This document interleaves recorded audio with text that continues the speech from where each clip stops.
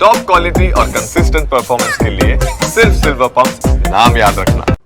સુરતમાં પાર્સલની આડમાં દારૂની હેરાફેરીનો પર્દાફાશ થયો છે। અહીં પૂર્ણા વિસ્તારમાંથી પાર્સલમાંથી દારૂ ઝડપાયો। અલગ ટ્રાન્સપોર્ટ કંપનીના પાર્સલોમાંથી દારૂ પકડવામાં આવ્યો છે। અહીં એસએસ હાર્ડવેર કંપનીના ટ્રાન્સપોર્ટ પાર્સલમાંથી દારૂનો જથ્થો મળી આવ્યો। રોયલ ટાઉનશીપ ટ્રાન્સપોર્ટના પાર્સલમાંથી પણ દારૂનો જથ્થો ઝડપી લેવાયો છે। પોલીસે અહીં 1,52,000ની મત્તાનો દારૂ જપ્ત કરી લીધો છે। વધુ વિગતે વાત કરવા જોડાઈ રહ્યા છે TV9 સંવાદદાતા બલદેવ સુથાર। બલદેવ, દારૂનો મોટા માત્રામાં જથ્થો પકડાયો છે, કઈ રીતે આ બાતમી મળી અને આખું ઓપરેશન પાર પડાયું?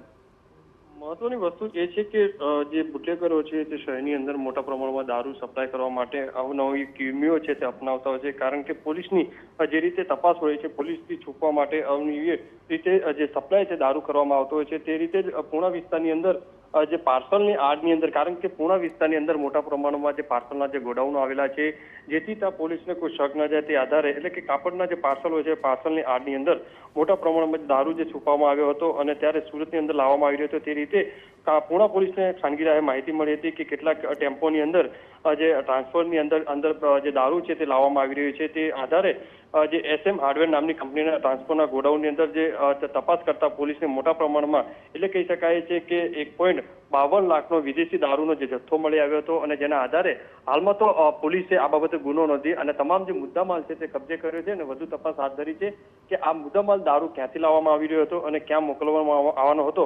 આ તમામ અલગ અલગ પાસાઓના આધારે પોલીસે તપાસ શરૂ કરી છે। જી આભાર બલદેવ। તો આ સમગ્ર મામલે અત્યારે 1.5 લાખથી પણ વધુનો દારૂનો મત્તા અત્યારે પકડી પાડવામાં આવી છે। કયા કયા પાર્સલમાં આ પ્રકારે ગતિવિધિઓ ચાલી રહી છે તેને લઈને પણ હવે તપાસ ચાલી રહી છે।